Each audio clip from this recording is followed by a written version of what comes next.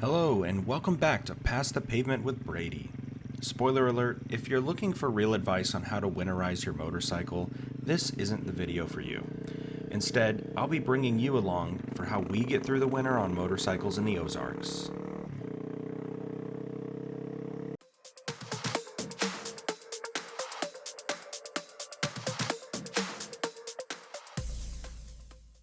Today, I thought I was going to be filming a different video on location, but the weather was just so nice and beautiful that what was supposed to be a follow-up to my toolkit video actually turned into this. 2 days before Christmas, just me and a couple of the guys getting together to soak up the good weather and the time off of work.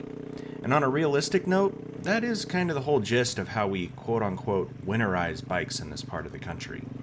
Generally speaking, we don't get a lot of weather that just sits on top of us for long periods of time. We will usually get some cyclical fronts that change the weather for 1 or 2 weeks at a time, and while our average temperatures may get higher or lower throughout the year based on the season, there's usually a couple days in between those changes where we can get out and enjoy the weather. As we get more pent up, our thresholds get pushed farther into discomfort. At least enough that we can usually make it through winter without having to do any special prep to our bikes. I'd say even in the cold months, we can usually get out once or twice a month, which is plenty to keep from actually winterizing our bikes. In that way, we're very blessed, not because we don't have to go through the motions of draining fluids, removing batteries, and finding convenient places to store a large machine that weighs several hundred pounds, but because we live in a place where we can actually get out and enjoy some good weather from time to time, even when it's supposed to be brutally cold or hot. In that respect, I'm obviously on my 300 Rally today. I love this bike.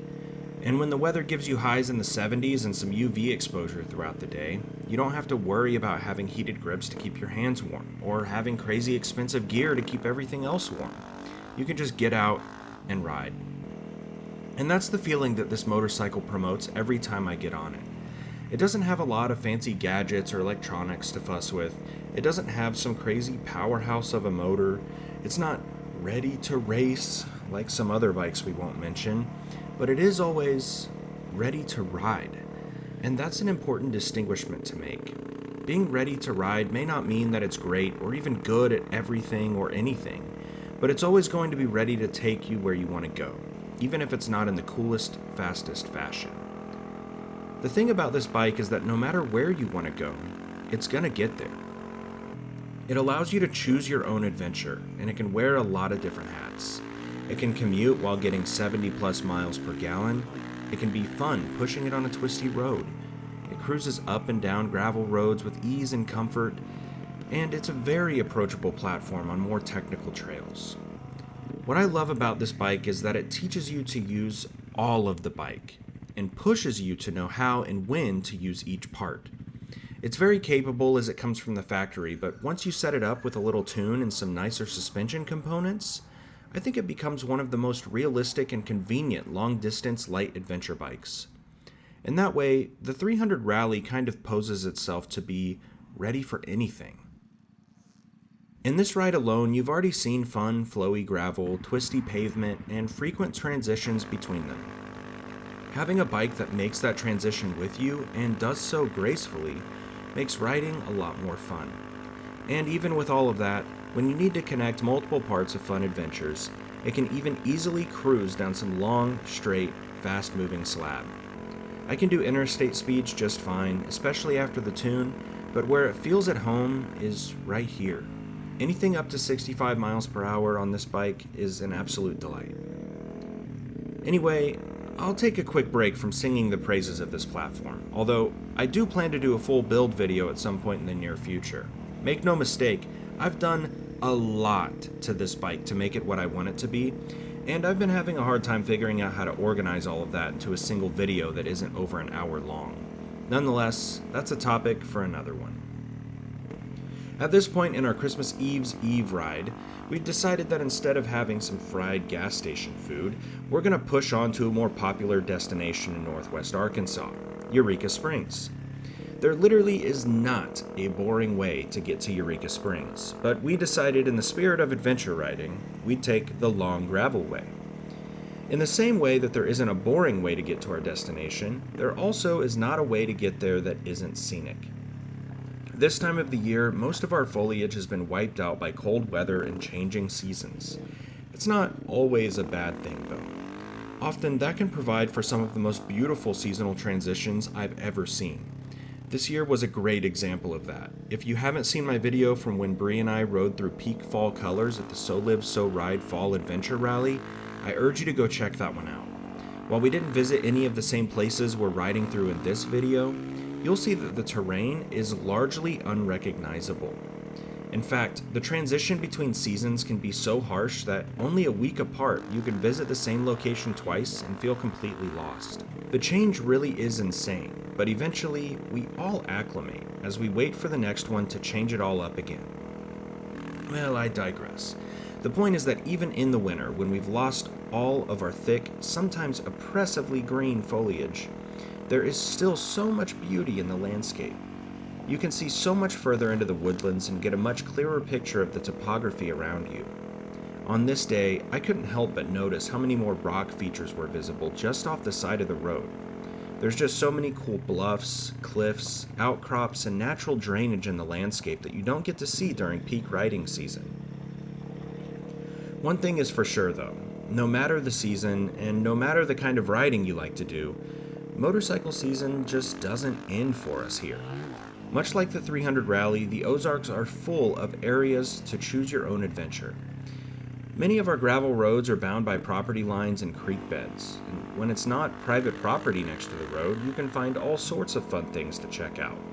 Dip down in the creek bed to challenge yourself on some slightly tougher terrain.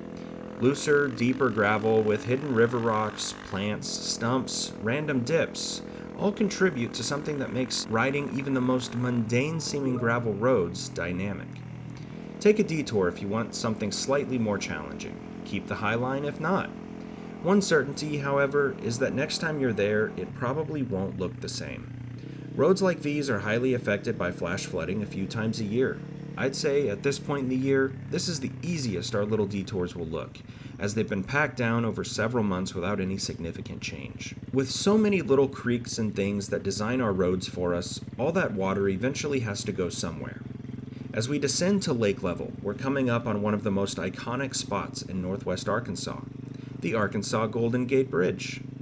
While nothing in comparison to the scale of the actual Golden Gate, this is a very cool little bridge. It crosses over Beaver Lake, and it's still a fully functional bridge with a wooden deck. Anyway, I'd be a little remiss if I didn't pop up the front for some fellow riders out enjoying the weather with us. We love seeing so many other riders out there with us, and throughout this ride you'll notice a high concentration of adventure bikes here. I started out as a street bike guy, and while the ideal scenario might be to have both, I find it so limiting to live here and have to plan around all the fun gravel roads. Not sure if you caught that, but I just hit my first bird. It's so rare to actually hit one, I really thought he was gonna make it.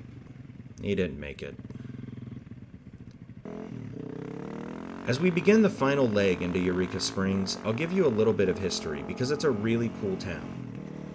As the name implies, Eureka Springs was long known for its healing springs. It's possible you've heard of another popular Arkansas location with a similar background, maybe Hot Springs National Park? We're not all that far from there now, but Arkansas clearly has a rich history with magical springs. Ever since I was a kid, I've always known Eureka Springs to be a bit of a tourist hotspot. Not only is it wild and quirky and seemingly impractical for daily life, but it was literally popularized by people traveling here to experience the healing properties of their springs.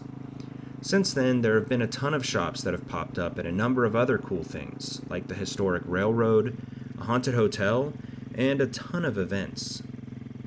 Today, though, our goal is simple: get some grub. As we pass some of my favorite restaurants downtown, I feel it's important to note that parking in this area of town is always stressful to me. But there are a couple of places that offer parking specific to motorcycles. The bike culture in Eureka Springs is strong, and we pass several on the way in. Geographically, it's like a hub for all types of bike enthusiasts. From here, you can access cool gravel roads, scenic mountain roads, forest trails, and iconic roads like Pig Trail Scenic Byway. As we get our bearings and find a place to park for a bit, we pull up to one of the most popular motorcycle hangouts in town, the Cat House. While this wasn't our main attraction today, we figured it best to be patrons of the business that we're parking in front of. So we had a quick drink before walking over to our lunch stop. After a quick cheers at the pub, we decided to walk on over to lunch, and I had a curiosity I needed to quench. On our way, I asked the boys a rather controversial question. Well, turns out it wasn't controversial at all. I just have a controversial answer. Tell me what you think in the comments. Is Die Hard a Christmas movie? I only saw it for the first time a couple of years ago, and I actually don't feel like it is a Christmas movie. For me, a Christmas movie is all about how it feels, and Die Hard just ain't it for me. But so far, I don't think I've found anyone else that shares that opinion. Has society just duped me into thinking that this is even a valid question? Once we got to lunch, we had some very serious conversations. I don't know what kind of syrup that you use. Like maple or? It's maple syrup from Griffin's. Griffin's is you've probably seen the brand, but it's Thank you. Go on. Thank You you, guys sir. ready to order? I think so. You know what he wants. That's good. We got Christmas music too. That's dangerous. Right here. Thank you.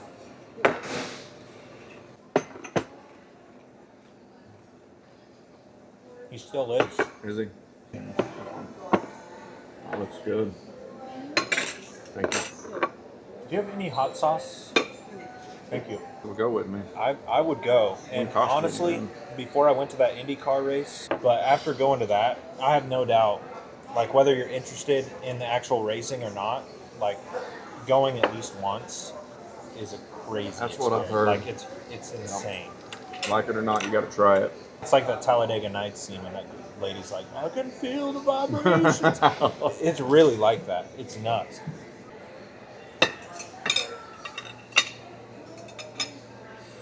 After a big lunch and a couple of drinks, we decided to walk it off for a bit, but not without a feeble attempt to get a jump scare out of Jeremy first.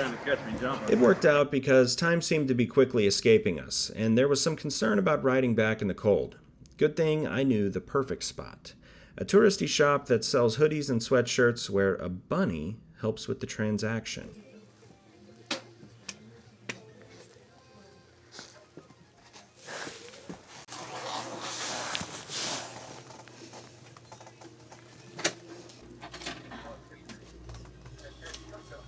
Oh, whenever you're ready, put your hand flat right there. Good. One side. Good side after that.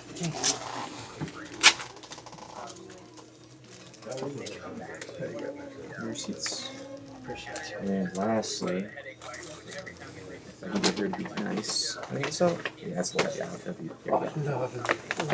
Good girl.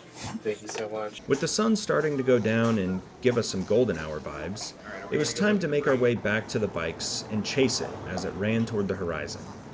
You can see how cool this town looks and how many references there are to the town's history with the healing springs.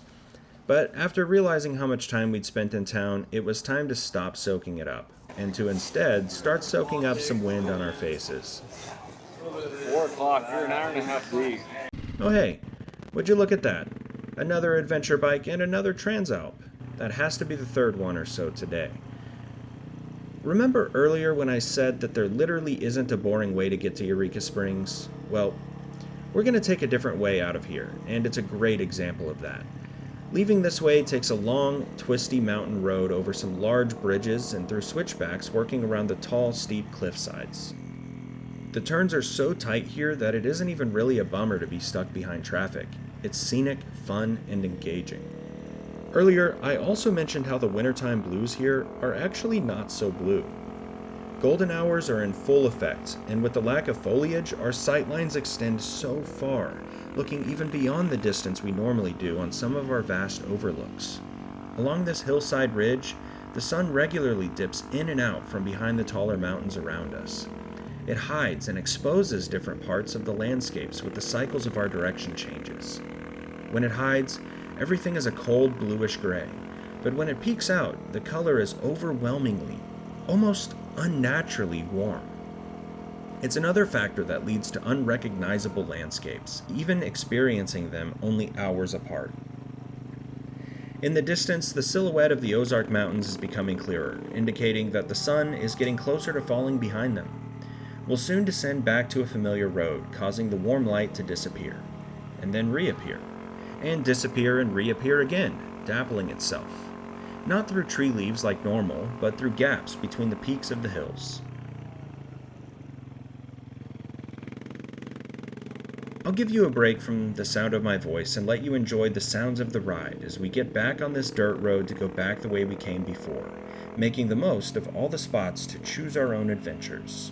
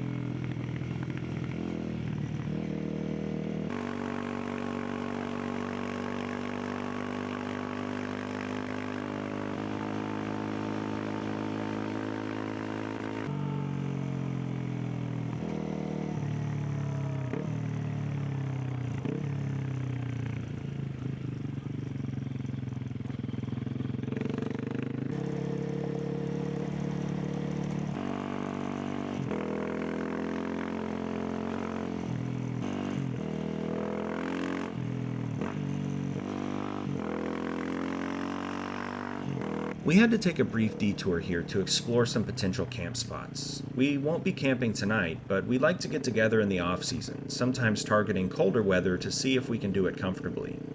A lot of spots up here would be really good group camps, so maybe we'll use one this winter sometime.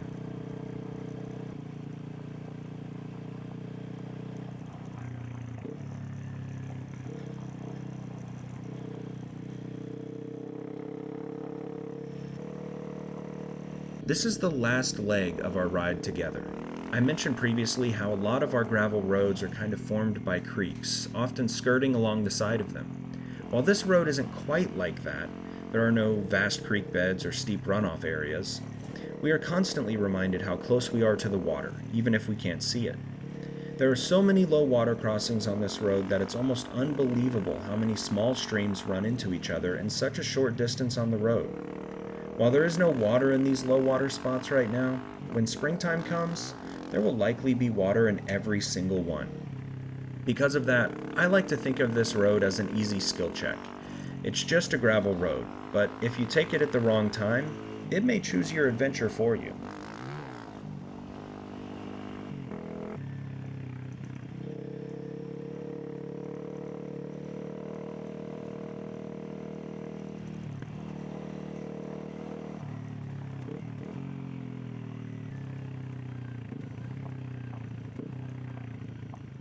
With some open space to our west, we can finally see how much time we have left before the sun is gone for the day.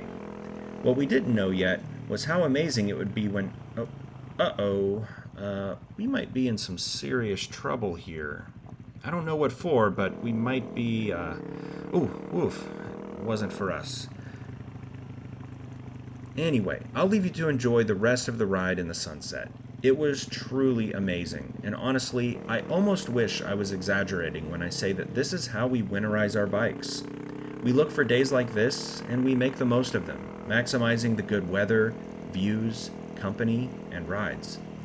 I hope you get to do something like this during your cold season too, and if not, well, I hope that you can live vicariously through us, and I hope this video helps you get by until springtime. Thanks so much for tuning in, and if you're still around, I'd love it if you could leave a like and subscribe to the channel. We'll see you next time. And if you want to see how this sunset turns out, just stay tuned.